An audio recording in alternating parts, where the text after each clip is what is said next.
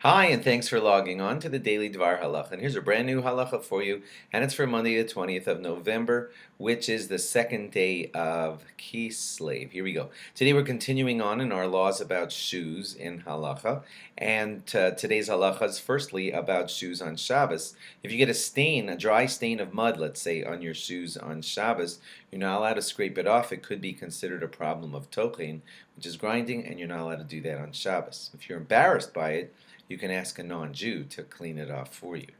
If it's a wet stain and you want to wash it off, then it's a problem of laundering, which you're also not allowed to do on Shabbos. You could just give a quick dunk to that leather in water, but you're not allowed to scrub it with your hands. And if you just dunk it in water, whatever comes off, comes off. But make sure not to soak the laces or stitching, because that could be back to the problem of laundering, which you're not allowed to do on Shabbos. You may not polish your shoes on Shabbos. And if there is some polish on your shoes from before Shabbos and you just want to use a brush to spread it around, that's not allowed either, because that's mamachik, kind of a smoothing out or kind of activity, and you're not allowed to do that. If there's just dust on your shoe, you're allowed to dust it off with a dry towel. That would not be a problem. A shoe brush on Shabbos has the halacha of kli shemalachto le'isser. That means a vessel that's used for prohibited purposes, like a hammer. That category of muktzah is actually a little bit lenient.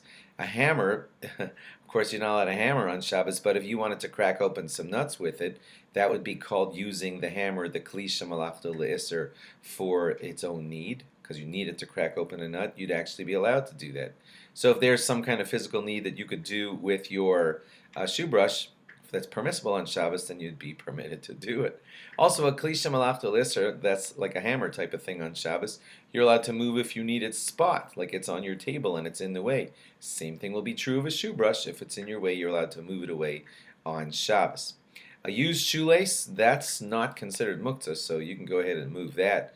A new shoelace is back into that category of kli shemalachto le'isser, a vessel that's used for prohibited purposes. So what you could do with that new shoelace is just move it if it's in your way, or use it for a set purpose that's permissible on Shabbos, if there is one. If you lost a pair, you have a pair of shoes and one of the shoes is permanently lost, and the other shoe's just lying around, it's actually muktzah, because it serves no purpose, because you rarely hop around to one shoe, so that one shoe of the pair is muktzah. Shoe polish on Shabbos is muktzah machmas gufo. That's a stricter category of muktzah. It's muktzah inherently, and so you can't move it at all. Leather shoes on Yom Kippur that have no purpose for Yom Kippur, again, are treated like kli shemalachto le'isser, like that hammer on Shabbos. So if it's in your way, you could move it. If they have some permissible use, you can use them, but otherwise, you should not be moving them around. Thanks for logging on. Log on again tomorrow for more. Bye-bye.